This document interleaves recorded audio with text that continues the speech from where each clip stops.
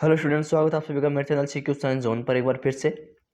तो मेरा डिस्कशन चल रहा था किसके बारे में, जो भी आपके इंपॉर्टेंट क्वेश्चन होते हैं एग्जाम की दृष्टि से वो मैं आपका अपलोड कर रहा था 3-4 दिन से।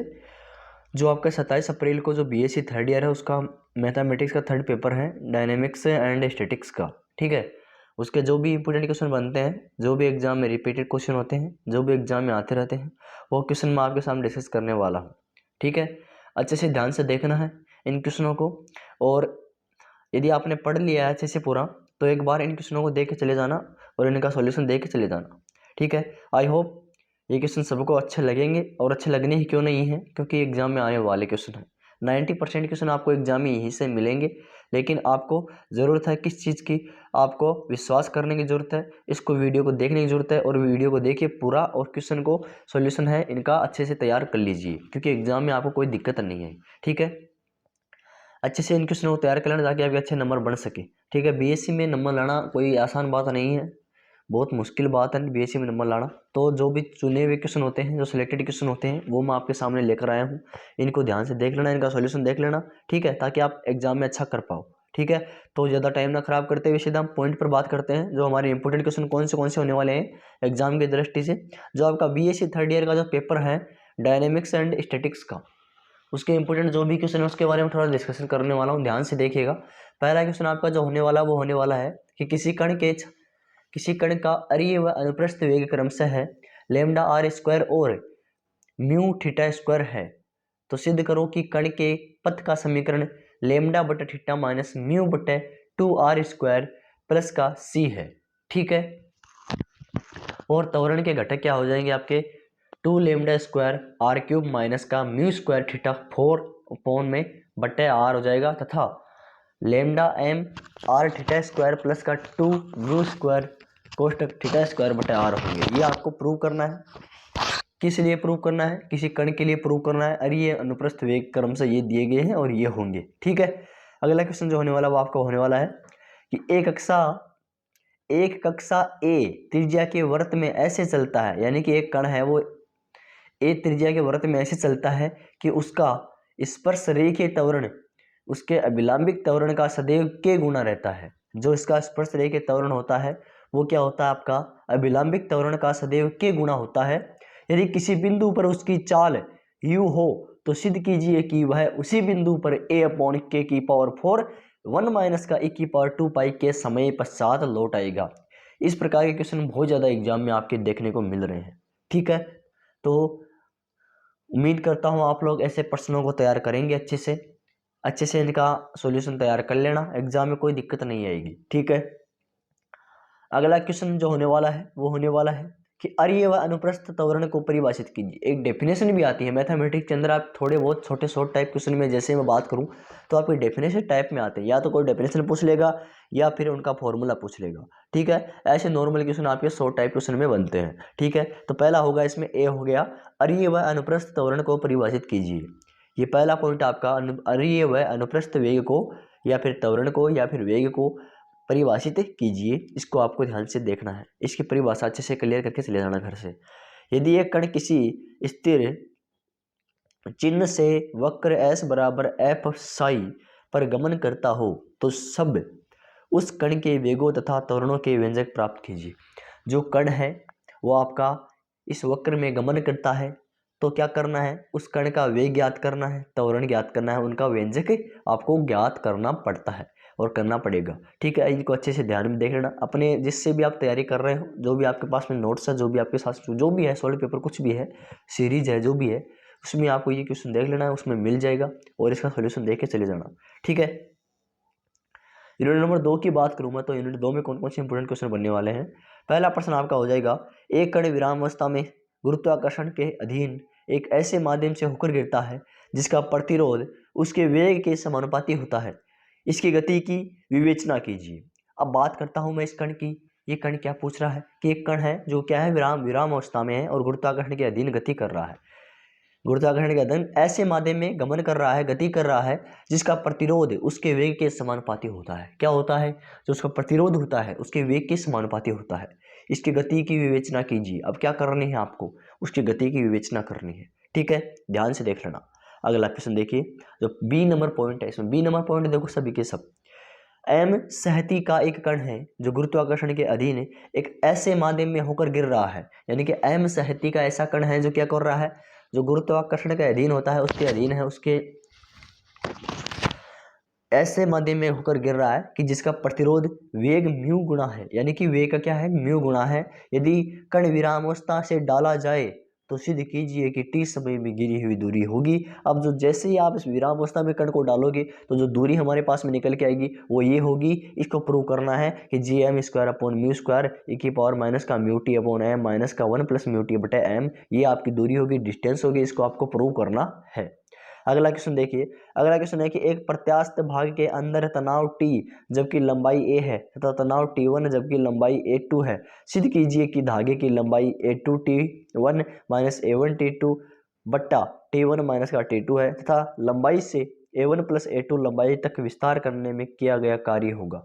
आपको ये ज्ञात करना है, कार्य ये वाला बता रहा है, इसको प्रूव करना है। ठीक है, यूनिट नंबर 30 के जो क्वेश्चन बनने वाले वो ध्यान से देखना। टाइम लगेगा क्योंकि आप यूनिट 5 है। मैथमेटिक्स के अंदर यूनिट नंबर 5 होते हैं, फिजिक्स में 4 होते हैं, केमिस्ट्री में भी 5 होते हैं। टाइम लगेगा। 5 यूनिटों में से मैं आपको इंपोर्टेंट क्वेश्चन बता दे रहा हूँ, एक या दो, उनको अच्छे से तैयार करके चले जाना। अगला क्वेश्चन होने वाला है कि ध्रुव की ओर बल की नियम ज्ञात करना जिसके अधीन कोई कण है, वक्र आर एन बराबर A N cos N theta को निर्मित करता है।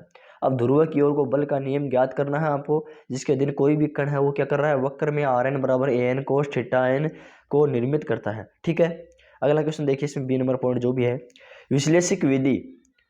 विश्लेषिक विधि से सिद्ध करो कि जब केंद्रीय त्वरण दूरी की कोई पूर्णांक की घात के समानुपाती हो तब अधिकतम दो स्तब्धिया दूरी होती है, स्तब्धिका दूरियां होती हैं, उनको ज्ञात करना है। ठीक है, अगला देखिए यूनिट नंबर 4। यूनिट नंबर 4 के अंदर जो भी इंपोर्टेंट क्वेश्चन होने वाले हैं वो कौन कौन से हैं। पहला प्रश्न आपका होने वाला है, एक सीढ़ी का गुरुत्व केंद्र इससे दो भागों ए व बी में बांटता है। सीढ़ी का एक सिरा रुक्ष क्षैतिज फर्श पर तथा दूसरा सिरा रुक्ष ऊर्ध्वाधर दीवार पर टिका है। यदि फर्श तथा दीवार के घर्षण गुणांक क्रम से म्यू और म्यू डैश हो तो प्रदर्शित कीजिए कि सीमांत संकुचन या फिर सीमांत संतुलन में सीढ़ी का फर्श से झुकाव होगा। झुकाव कितना होगा, टेन इनवर्स ए माइनस का mu mu dash upon mu A plus का भी ये झुकाव होगा। इसको आपको प्रूव करना है। ठीक है, एक बात बता दूंगा आपको, थोड़े टफ है इस डायनेमिक्स और स्टैटिक्स के जो भी क्वेश्चन है, थोड़ी लैंग्वेज टफ है इनका। आपका जैसे हम डायग्राम बनाते हैं, डायग्राम का तो कोई भी आइडिया नहीं बनता है कि कैसे डायग्राम बनेगा। जिसने अच्छे से तैयार किया, अच्छे से पढ़ा है, वो डायग्राम अच्छे से बना पाएगा। बाकी ऐसी नॉर्मल बात नहीं है कि डायग्राम बना ले। ठीक है, बी पॉइंट देखिए, एक पूर्ण रुक्ष तथा तल क्षैतिज से कोण अल्फा पर झुका हुआ है। प्रदर्शित कीजिए कि तल पर विराम अवस्था में रह सकने वाले दीर्घवृत्त की न्यूनतम उत्केंद्रता होगी √2 साइन अल्फा बटे 1 प्लस साइन का अल्फा। ये आपकी न्यूनतम उत्केंद्रता को आपको प्रूव करना है। ये फॉर्मूला दे दिया कि ये निकल के आएगी, इसको प्रूव कीजिए। ठीक है, अगला क्वेश्चन देखिए 6 में ए का, एक भारी समान छड़ ए बी का सिरा एक रुक्ष क्षैतिज छड़ ए सी पर जिससे यह एक छल्ले द्वारा अनुबंधित है, यानी कि छल्ले से बंधा हुआ है, अनुबंधित है, फिर सकता है तथा बी व सी एक डोरी से बंधे हैं। यदि ए बी सी एक समकोण है, मतलब समकोण त्रिभुज, यदि ए बी सी एक समकोण है, जब छड़ फिसलने की सीमा हो तो यू घर्षण गुणांक अल्फा ए बी और ऊर्ध्वाधर के बीच का कोण है, तो सिद्ध कीजिए कि लेमडा बराबर tan inverse tan alpha 2 plus ten square alpha u बराबर टेन अल्फा बटा 2 प्लस टेन स्क्वायर अल्फा। ये आपको प्रूव करना है। अगला क्वेश्चन है, किसी भार को किसी रुक्ष समतल के अनुदिश ऊपर की ओर ले जाने वाला न्यूनतम बल P है।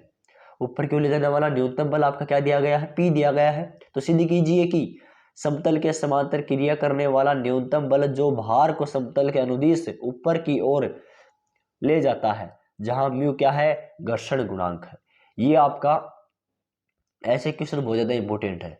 अगला क्वेश्चन देखिए 7 नंबर का, कि प्रदर्शित कीजिए कि एक जंजीर, एक अंतहीन जंजीर जो त्रिज्या ए की वर्ताकार घिरनी के 2/3 परिधि के संपर्क में है, तो उसकी लंबाई होगी a बराबर 4 पाई अपॉन 3 प्लस का 3 अपॉन log 2 प्लस √3। ये आपकी लंबाई होगी। इसको आपको अच्छे से ज्ञात करना है। ठीक है। अब इसमें आप देख सकते हैं, सॉरी थोड़ा सा मैं इसमें भरोसा यूज कर रहा था। ये वाला क्वेश्चन है बहुत ज़्यादा इंपॉर्टेंट है, इसको ध्यान भी आप देख लेना। ठीक है, आगे देखिए।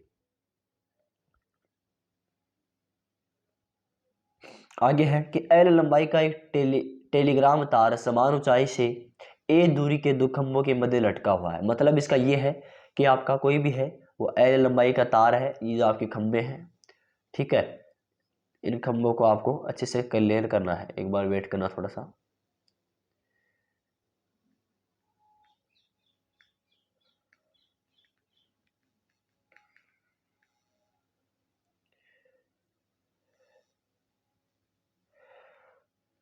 सॉरी थोड़ा सा इसमें।